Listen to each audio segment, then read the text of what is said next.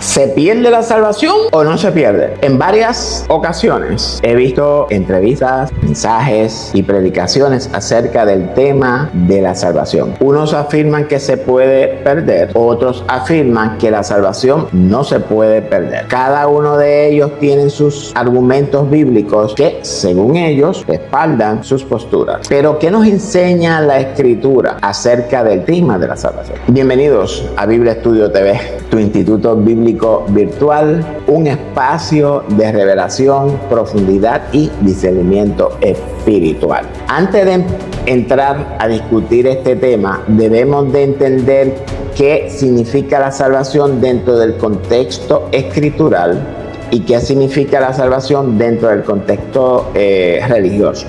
Hablamos de dos contextos que no armonizan entre sí. Cuando escudriñamos el Antiguo Testamento, encontramos un término hebreo que es Yeshua, que significa salvación. Este mismo término es usado por Jacob primeramente en Génesis 49:18 en las profecías de las 12 tribus y dijo: tu salvación, Yeshua, esperé, oh Yahweh. Y luego la encontramos en Éxodo 14:13 cuando Moisés dijo al pueblo: no temáis, estad firmes y ved la salvación, Yeshua, que Yahweh hará hoy con vosotros. Y no solo en estos textos, sino en todo el Antiguo Testamento, cuando se relaciona con la salvación de Yahweh. Otro término usado en el Antiguo Testamento también es Yehoshua, el cual vamos a explicar más adelante. Este término es usado también con relación a la salvación, pero desde otro punto de vista, el cual explicaré también. Ahora bien, ya hemos visto escrituralmente el término salvación desde el Antiguo Testamento. Vamos ahora a verlo escrituralmente desde el griego. El término griego es sotería, traducido al español como salvación. Sin embargo, existe otro término que fue traducido del hebreo arameo al griego que nuestros teólogos y eruditos no han considerado en el tema de la salvación.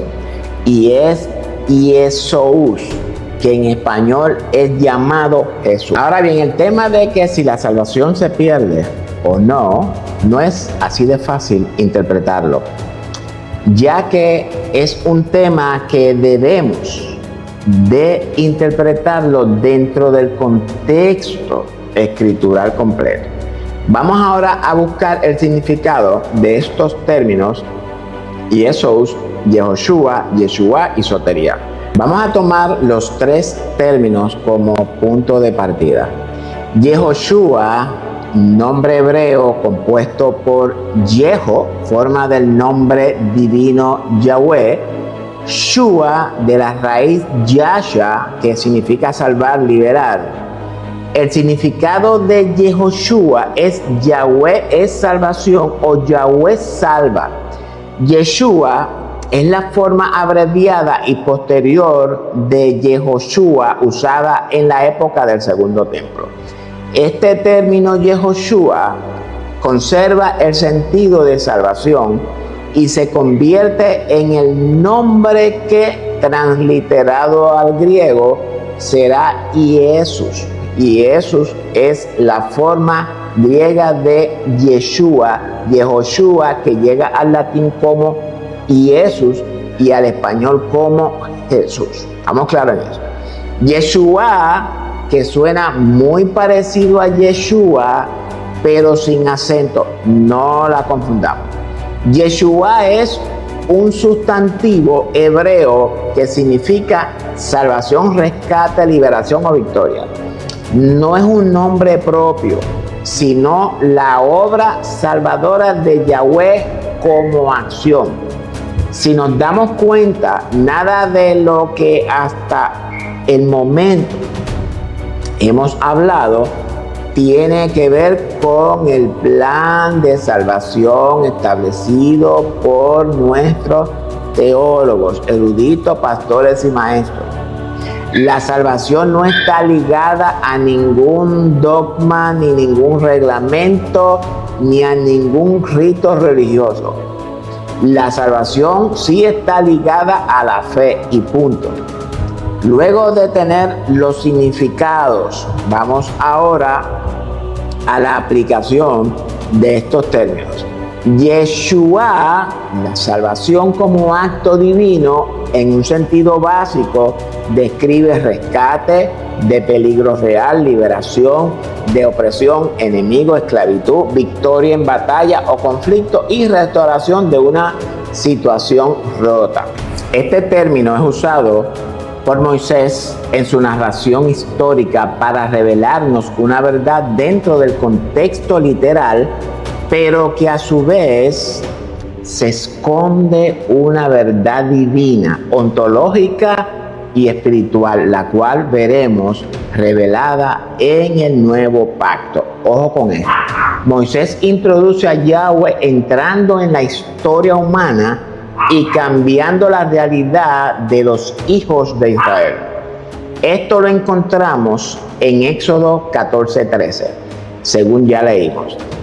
Vamos ahora a ver esa dimensión espiritual en la narración literal. Aunque el texto narra experiencias concretas, Éxodo, liberación de los enemigos, restauración de Israel, el término se carga de sentido espiritual. Yeshua es la energía salvadora de Yahweh en movimiento, la irrupción de su poder para abrir camino donde no había. Este rescate no habla de ir al cielo, como nos han enseñado. Se trata de ser sacado de la angustia, del estrecho, de la cisterna, del caos, de la esclavitud y colocado en un espacio amplio en liberación y en vida eterna. Esa liberación y vida eterna la empezamos a experimentar en el momento de nuestra liberación, no en un futuro lejano, amado. Entonces, en Moisés, que es Elohim, tipo de Yahweh, encontramos manifestada esa Yeshua, esa acción o acto de salvación en la liberación de Faraón, rey de Egipto, que simboliza esclavitud. Esa esclavitud que dentro de la narración literal la vemos en el rescate por Moisés de los hijos de Israel del yugo de Faraón. Esa fue la función de Moisés, liberarlo de la esclavitud bajo el poder de Faraón. Vamos al término Yehoshua. El nombre que declara Yahweh es salvación. La composición de este nombre es Yeho, referencia al nombre divino Yahweh. Shua, de la raíz Yasha, que es salvar o liberar. Por eso Yehoshua, Yahweh es salvación o Yahweh salva, Yahweh trae liberación. Yehoshua es un nombre teofórico y profético porque lleva el nombre Yahvé dentro. Pero no solo lo lleva, sino declara una verdad teológica. Yahweh no solo tiene poder, Yahweh es salvación. La identidad de Yahweh incluye el acto de salvar. ¿Dónde encontramos este nombre manifestado? En Oseas, hijo de Nun, al que Moisés le cambia el nombre a Yehoshua. Ahora el nombre se manifiesta en Oseas, hijo de Nun, cuyo nombre marca su misión: conducir al pueblo a la tierra prometida como instrumento de la salvación histórica de Yahweh, según, ¿verdad?, la narración. Josué era de la tribu de Efraín, el primogénito de Jacob, según la bendición de los hijos de José. Josué, dentro del contexto histórico de la narración, prototipo del Mesías prometido por Moisés. Porque de igual manera en la que Josué tiene la misión de conducir al pueblo a la tierra prometida dentro del contexto literal de la narración, de igual manera tiene el Mesías la misión de conducirnos a la tierra prometida, pero dentro del contexto espiritual. Entonces, ¿qué estamos viendo en esto? Si usted no se ha percatado, todo el contexto narrativo histórico es prototipo del contexto espiritual bajo el nuevo pacto. Entonces, esta salvación no es algo que depende de nosotros, es algo que depende de Elohim en nosotros. Vamos ahora al nombre Yeshua, la forma abreviada que se vuelve nombre del Mesías. Este nombre tuvo una evolución lingüística. Con el tiempo, en el uso cotidiano y arameo, Yehoshua o Yeshua, una forma más corta y más coloquial, esta forma mantiene la raíz de salvación, por tanto, no ha cambiado nada porque la salvación se mantiene en el nombre. Yeshua se usa como nombre propio en época del Segundo Templo. Sin embargo, vamos a aprender algo de este nombre que nadie nunca ha enseñado. De Yeshua pasó a Jesús. Cuando el nombre pasa al griego, el sistema fonético griego adapta a Yeshua como Jesús. De ahí, griego Jesús, en latín Jesús y en español Jesús. En el Nuevo Testamento, el Nuevo Testamento no inventa nombre nuevo, translitera un nombre hebreo arameo cargado de sentido de salvación. Vemos que el nombre en griego sostiene el significado de salvación. Vamos ahora a ver a Jesús, la salvación que se va a encarnar. Y agárrate, porque ahora es que viene lo bueno. Aquí encontramos el corazón de la enseñanza. En Mateo 1:21, cuando el ángel anuncia, llamará su nombre Jesús, porque él salvará a su pueblo de sus pecados, está diciendo en clave hebrea lo siguiente: llamará su nombre Yahweh es salvación, porque él mismo será la salvación. Ese hijo que el ángel le dice a María que tendrá no es un hijo biológico, es un hijo espiritual. Para usted poder entender esto que digo, debe de mirar el estudio de Lucas titulado El misterio de María, porque allí estoy explicando escrituralmente a quién simboliza María y quién es ese hijo espiritual. El nombre en las escrituras no es decorativo. Nombre es igual a identidad, es igual a misión, es igual a obra. Jesús no solo trae salvación, Jesús es la salvación per se. Yeshua encarna en el Mesías. Vamos ahora al concepto encarnación. Si lo ponemos en línea, Yeshua es igual a la salvación como acto de Yahvé. Nada biológico, nada material, sino ontológico y espiritual. Esto es lo que encontramos en Moisés como libertador. Yehoshua o Yeshua o Josué es igual al acto de Yahweh convertido en nombre. Yahweh salva. Esto es lo que encontramos en Josué como la acción de Yahweh conduciendo al pueblo hacia la tierra prometida. Y Jesús o Jesús es igual al nombre encarnado en el Mesías. Es Elohim el primogénito encarnando en el Mesías, reconciliando al mundo o al sistema de pensamientos confusos que esclavizan a toda la humanidad. Amén. Pablo lo expresa de esta manera en 2 Corintios 5:19a. Elohim estaba en el Mesías o en Cristo reconciliando consigo, es decir, perdón, con él mismo, con Elohim, al mundo o al sistema de pensamientos confusos. Amén. Lo que en el Antiguo Testamento era experiencia de rescate, Yeshua, que es Moisés espiritual, y Yeshua, Josué, que es el humano, en el Nuevo Testamento encontramos concentrado todo esto en una sola persona, y Jesús Cristo o Jesucristo. Jesús es el ungido o el Mesías. Recordemos que el Mesías o el ungido es un hombre ungido que cumple con lo establecido, sacerdote, profeta y rey.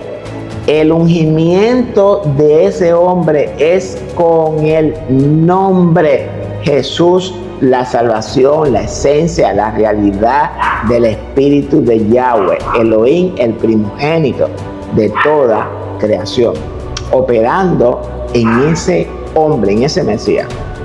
Amén. Jesús es el Hijo del Altísimo, Elohim, es el que hereda el trono de David, su padre. Y ese mismo Jesús, el nombre, es el que reinará sobre la casa de Jacob para siempre. Esto es lo que nos revela Lucas 1 del 31 al 33. Entonces, si hemos entendido el concepto de la salvación o de la liberación dentro del contexto escritural, donde nos enseña que la salvación es una liberación universal del dominio o la esclavitud, como vimos en Éxodo 14:13, realizada por Moisés, como principio o como arquetipo. Vamos ahora a la pregunta: si Elohim, conforme a 2 Corintios 5:19, estaba en el Mesías reconciliando al mundo, entiéndase, al sistema de pensamientos confusos, desalineados consigo mismo, entiéndase, con el mismo Elohim o el Hijo, el primogénito de toda creación, no considerando los errores de los hombres o los pecados, ¿cómo podemos pensar que esa reconciliación no tuvo éxito? El mismo Jesús confiesa en Juan 16:33 lo siguiente: en el mundo tendréis aflicción, pero confía, yo he vencido al mundo. Jesús aquí habla de una reconciliación total de todos los sistemas de pensamientos confusos y desalineados con la voluntad divina. Todos ellos fueron vencidos o reconciliados.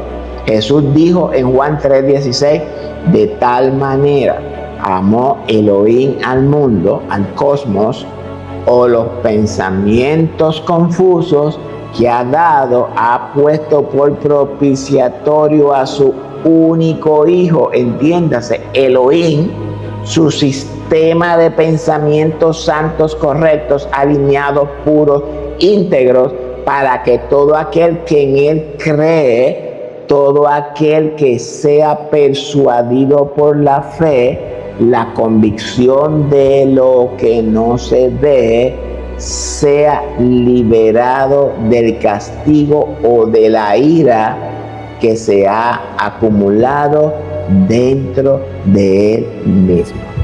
Esa ira es la que Pablo revela en Romanos 2:5, cuando nos dice referente al castigo que por la dureza y nuestro corazón no arrepentido, que dice, atesoramos para nosotros mismos ira para el día de la ira y de la revelación del justo juicio de Jesucristo. Entonces, el hecho de que si somos salvos o no de la ira del Señor o de Elohim, que es el primogénito, no depende del acto realizado por Yahweh Elohim, ya que su acto tuvo éxito en una dimensión universal, sino que nuestra salvación de la ira o del castigo por desobediencia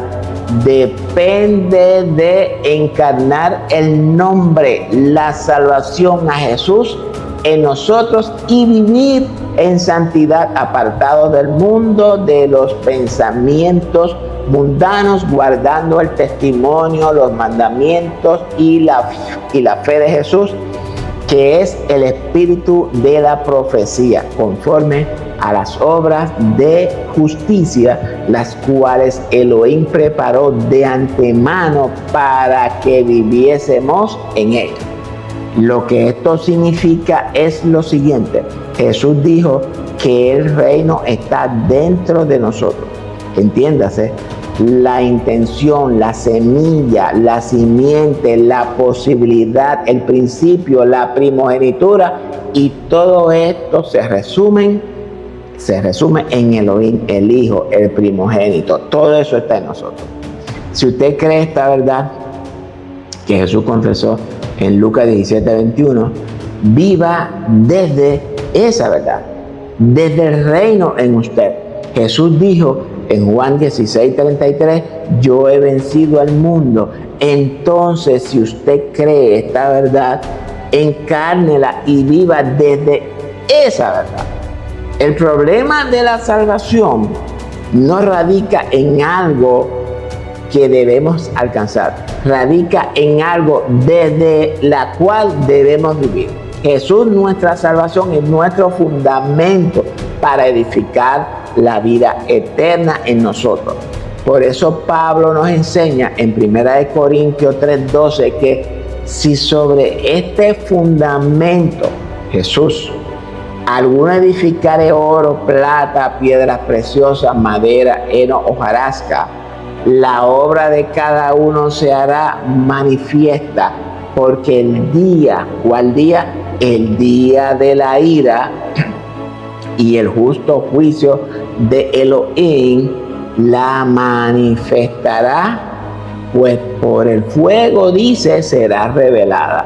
Y la obra de cada uno, cualquiera que sea, el fuego la probará. Entonces, ¿se pierde o no la salvación? Antes de contestar, vamos a otro texto, porque dije que esta salvación debemos de interpretarla dentro del contexto escritural. Vamos a Ezequiel 33, un texto que nos arroja mucha luz para entender este tema. Y voy a traer un resumen de los versos del 1 al 20.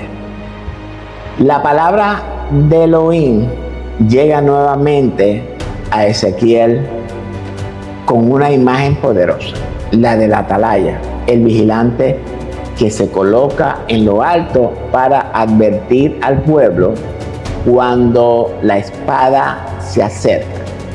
Le dice Elohim y le explica que si el atalaya ve el peligro y toca la trompeta, cada persona es responsable de atender o ignorar la advertencia. Quien escucha y no se prepara, carga con su propia sangre, porque oyó la trompeta y no reaccionó.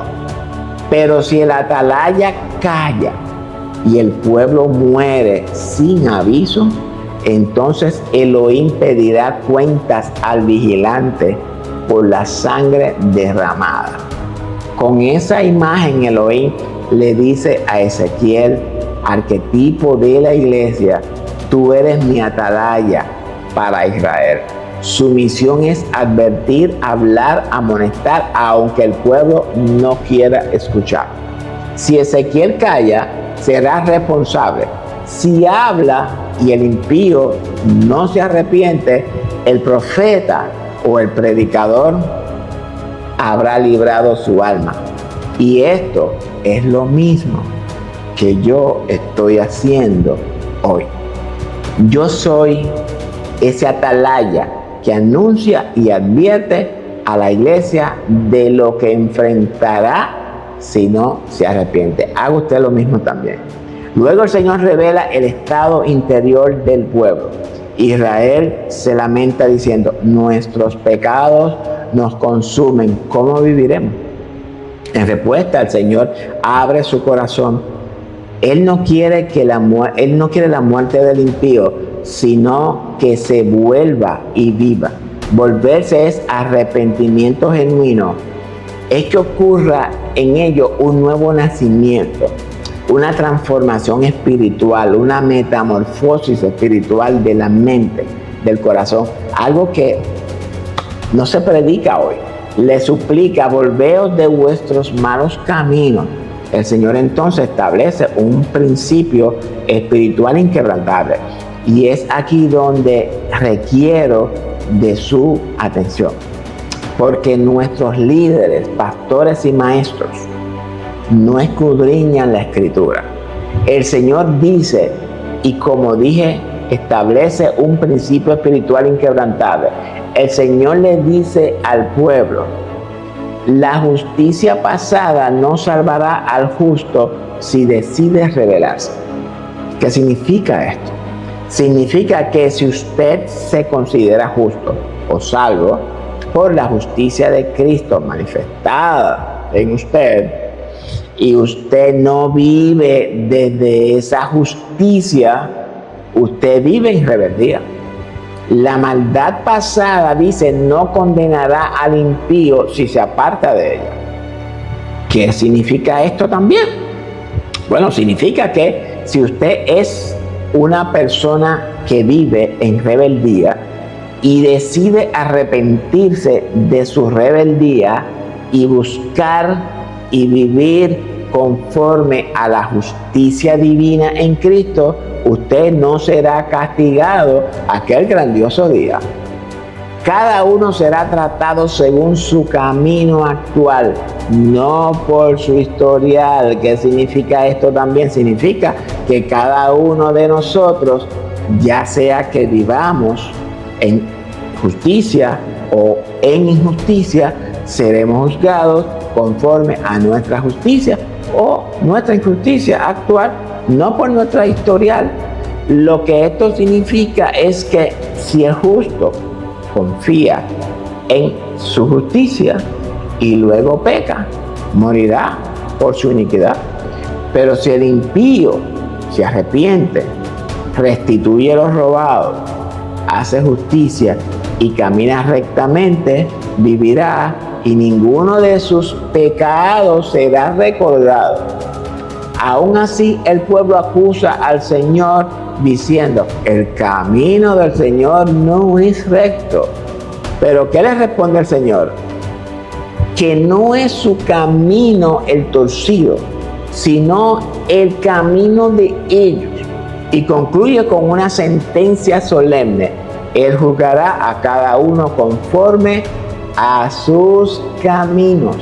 Entonces, de acuerdo con Ezequiel, que es un arquetipo de la iglesia, la salvación no depende del acto de Yahweh, ya que el acto de Yahweh fue perfecto y con alcance universal, es decir, una salvación para toda la humanidad, representada en Israel, el reino, sino que depende de la decisión que tomemos nosotros.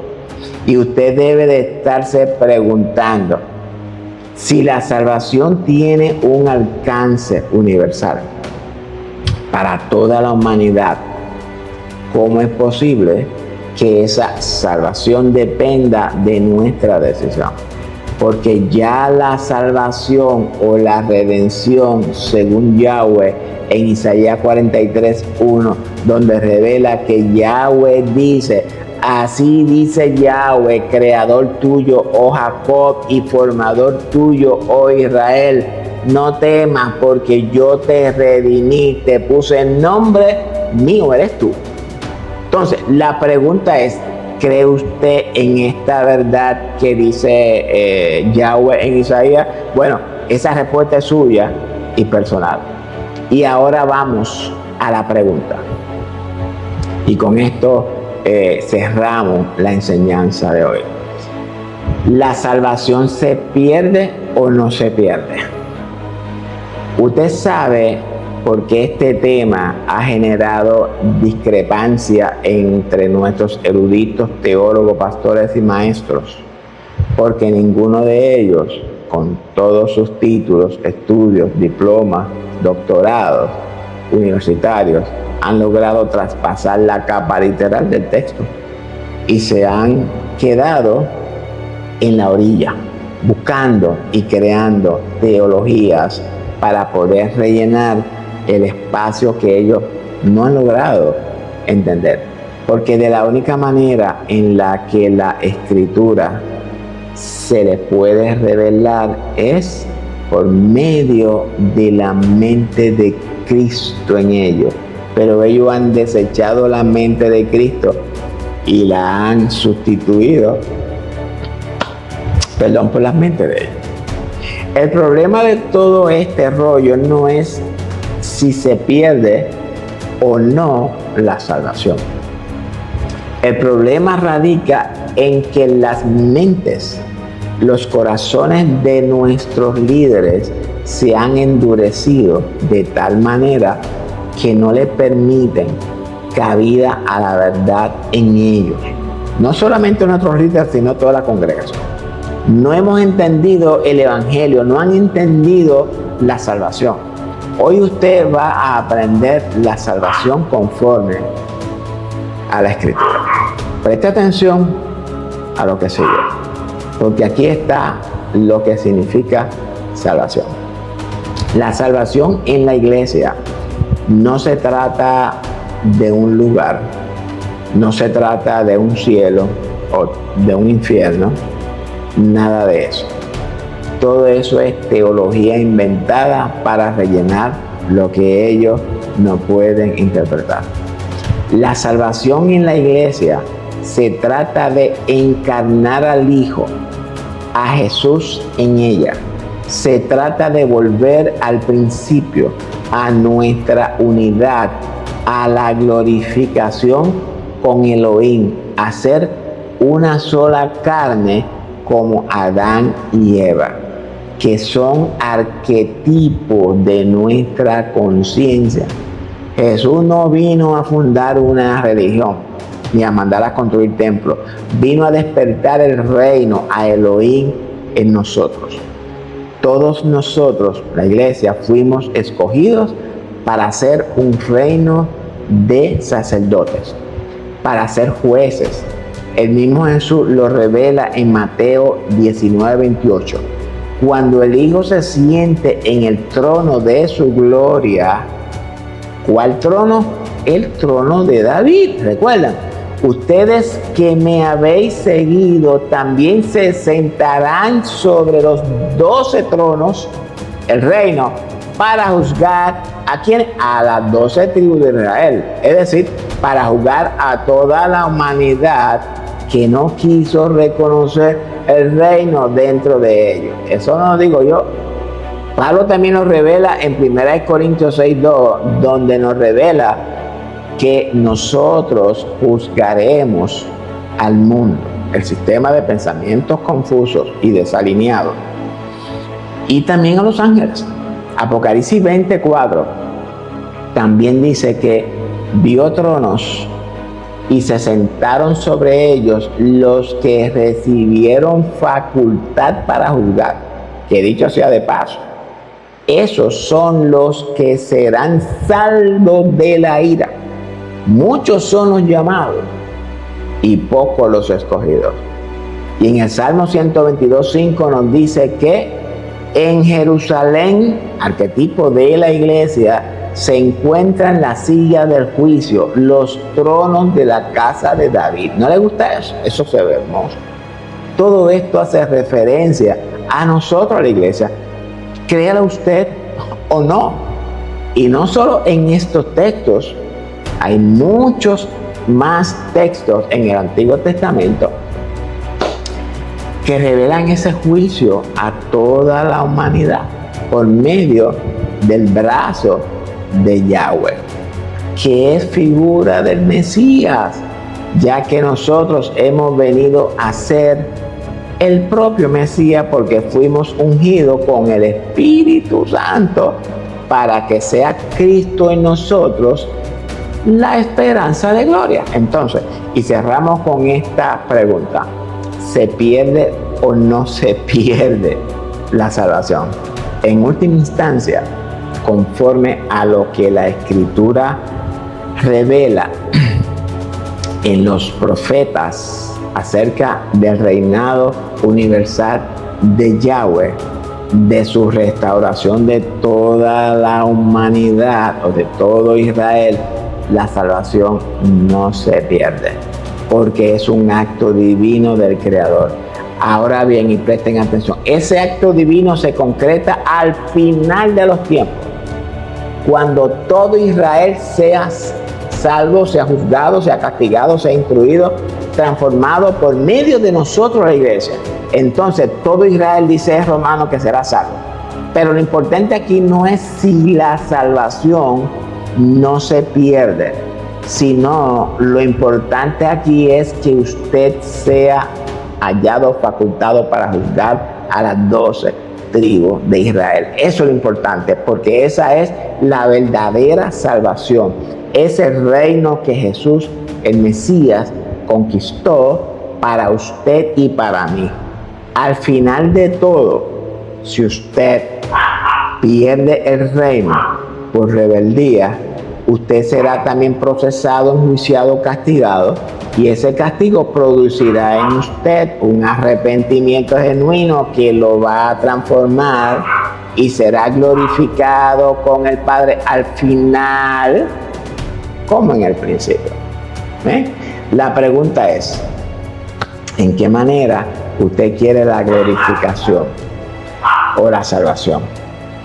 ¿Por medio de Jesús, el Cristo, o por medio del juicio? Bueno, la decisión está en sus manos. Concluimos entonces que si usted no tiene conocimiento escritural referente a la salvación, no puede en ninguna circunstancia establecer un plan de salvación como nuestros teólogos erróneamente han creado. La salvación no es algo que obtenemos, es algo desde la cual vivimos, encarnada.